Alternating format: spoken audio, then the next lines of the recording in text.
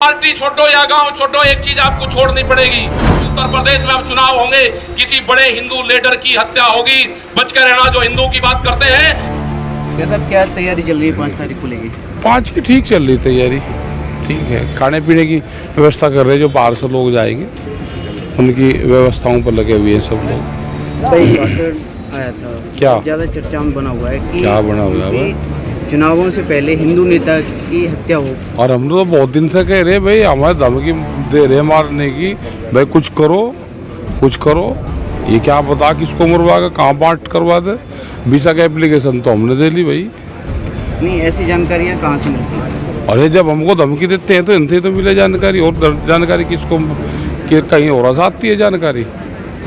एक और बयान था आपका कि जो बीजेपी नेता गांव में आए उनसे कहना है या तो गांव छोड़ो या बीजेपी छोड़ो। नहीं, हमने ये कहा कि प्रधानमंत्री का जो बयान है, प्रधानमंत्री जी ने कहा कि 2022 में आमदनी दुगनी हो जाएगी और उसका प्रचार करें वे भी।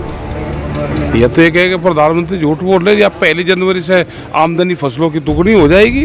भाई आएंगे तो गांव के लोग क्वेश्चन तो करेंगे ना।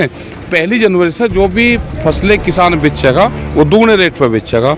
हम भी प्रधानमंत्री का प्रचार करेंगे, वे भी करो। ये है, वे अपने आप ही नहीं आने के गाँव में।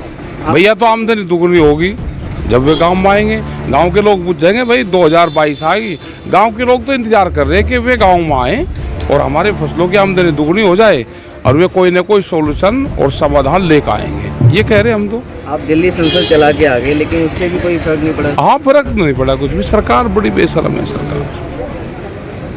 लखनऊ गए थे आप? लखनऊ एक प्रोग्राम में गए थे, प्रेस का एक प्रोग्राम था। नहीं, आपको लग रहा है कि मोदी जी बाद में सुनेंगे तो यूपी सरकार को घेरने के लिए तैयारी होगी? हाँ, छोटा बड़ा भाई तो है ही दोनों का, कुनबा है दोनों का भाई। वहाँ पे पंचायतें करेंगे।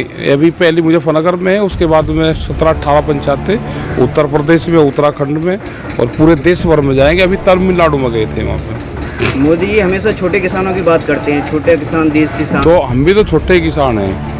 सम्मान देश में तो कहते हैं कि बहुत काम आएगी छोटे किसान के। डॉलर में थोड़ा दे रहे वे, इंडियन करेंसी है।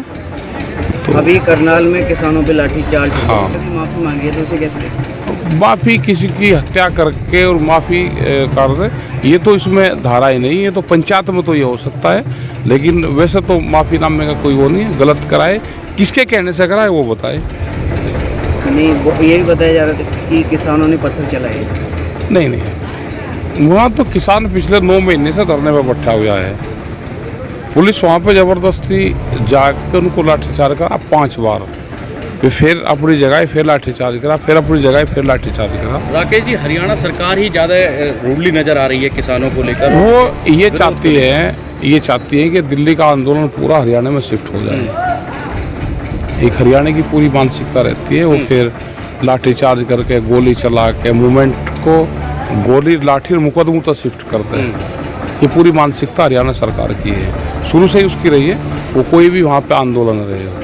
अच्छा, क्या 5 तारीख को जो मुजफ्फरनगर में पंचायत होगी, महापंचायत जो होगी, उसको जिस तरह के घटनाक्रम हो रहे हैं, तमाम जगह से इस तरह की जो घटनाएं सामने आ रही हैं, उस पर भी कुछ बात? वो तो एक चर्चा है, चर्चाएं वहाँ पर आएंगी, सभी तरह की चर्चाएं होंगी।